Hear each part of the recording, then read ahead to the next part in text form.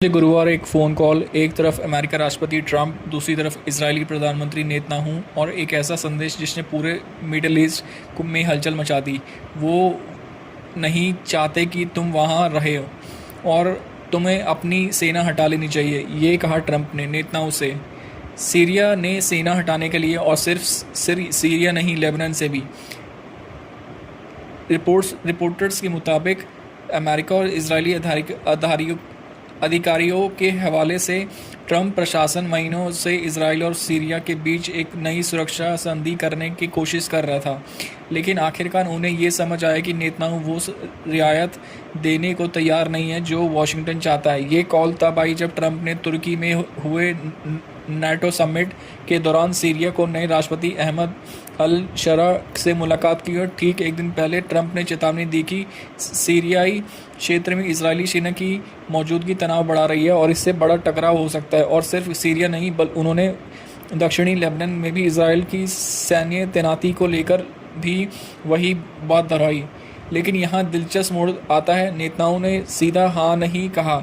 Israel प्रधानमंत्री कार्यालय की तरफ से जवाब आया कि नेतन्याहू ने इजरायल की सीमाओं पर सुरक्षा क्षेत्र सिक्योरिटी जोन्स की ज़रूरत का मुद्दा उठाया, यानी सीधा नहीं, बल्कि अभी नहीं, बिना गारंटी के नहीं।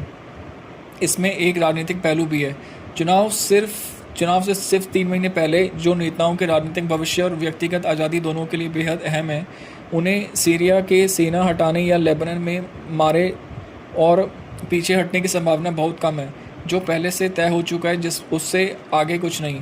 आखिर इजरायल की सेना कहाँ वहाँ ही है क्यों?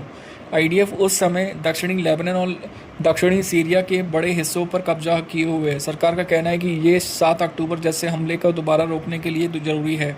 कुछ वरिष्ठ इजरायली अधिकारी तो इन इलाकों पर स्थायी नियंत्रण चाहते हैं, यहाँ तक कि यहूदी बस्तियाँ बसाने की बात भी हो रही है। सीरिया की तरफ हालात तनावपूर्ण होते जा रहे हैं। हाल ही के हफ्तों में दक्षिणी सीरिया के स्थानीय आबादी ने आईडीएफ की मौजूदगी के खिलाफ प्रदर्शन किए हैं और इजरायली सैनिकों के साथ सीधी झड़प भी हुई है। वहीं लेबनान के मामले में असली कूटनीति हलचल दिख रही है। इजरायल और लेबनान के बीच रोम में शांति वार्ता फिर से शुरू हुई है।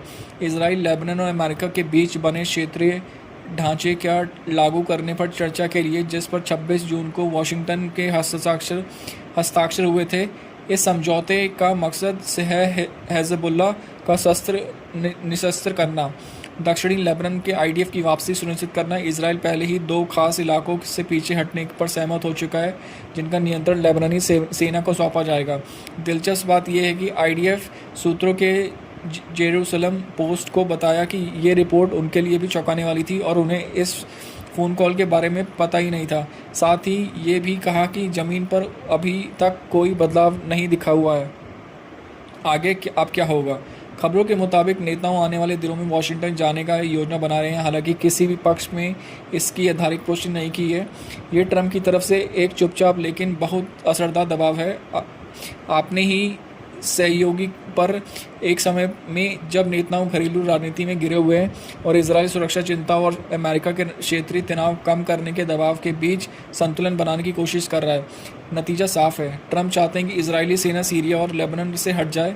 नेतन्याहू पहले सुरक्षा गारंटी चाहते हैं और आने वाले हफ्ते खासकर वो संभावित वाशिंगटन यात्रा तय करेंगे कि आखिर में पीछे कौन हटता है। यही है पूरी कहानी। अपडेट्स के लिए जुड़ी रहिए।